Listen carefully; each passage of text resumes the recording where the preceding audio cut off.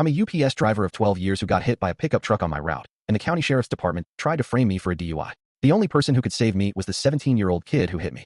Here's how it all blew up. It was a rainy Tuesday in March. I'd just finished my last drop-off and was riding my bike home on the designated bike lane. I had my helmet on, lights flashing, did everything right. Next thing I know, a lifted Ford F-150 runs a red light, slammed straight into me. I blacked out for a second. When I came to, my left leg was crushed, my bike was totaled, and the kid driving the truck was stumbling out of the driver's seat. He couldn't have been more than 17, white as a sheet, hands shaking. I yelled at him to call 911, but he just stared at me, then hopped in his truck and peeled out. Cops showed up first, then the ambulance. The lead cop was Sheriff Hank Carter, who I later found out was the kid's dad. He didn't ask me what happened, didn't check my injuries. He just shined a flashlight in my eyes, yelled, "You been drinking, buddy?" and patted me down.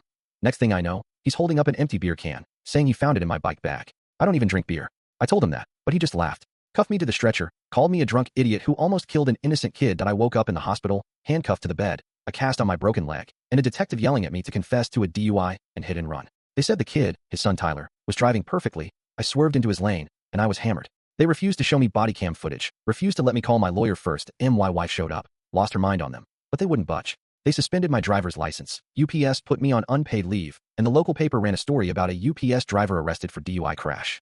My name was mud in this small town. 3 days later, a kid snuck into my hospital room while the cop posted outside was on a smoke break. It was Tyler. He was crying, shaking, holding a USB drive that he told me the truth. He was texting and driving, ran the red light, hit me. His dad showed up before 911, told him to run, planted the beer can, deleted the body cam footage, and told him to lie and say I swerved into him. But Tyler's truck had a dash cam that his dad didn't know about, and he'd hidden the footage. I gave the USB to my lawyer, who got it in front of the DA. The sheriff was suspended pending investigation. All charges against me were dropped. But here's the cost. My leg is permanently damaged.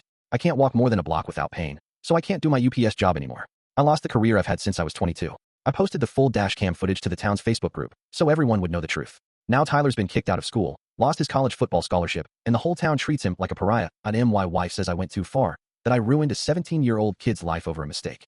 Half my friends agree, say I should have just given the footage to the DA and left it at that. The other half say the kid and his dad got exactly what they deserved. I lie awake every night wondering if I did the right thing.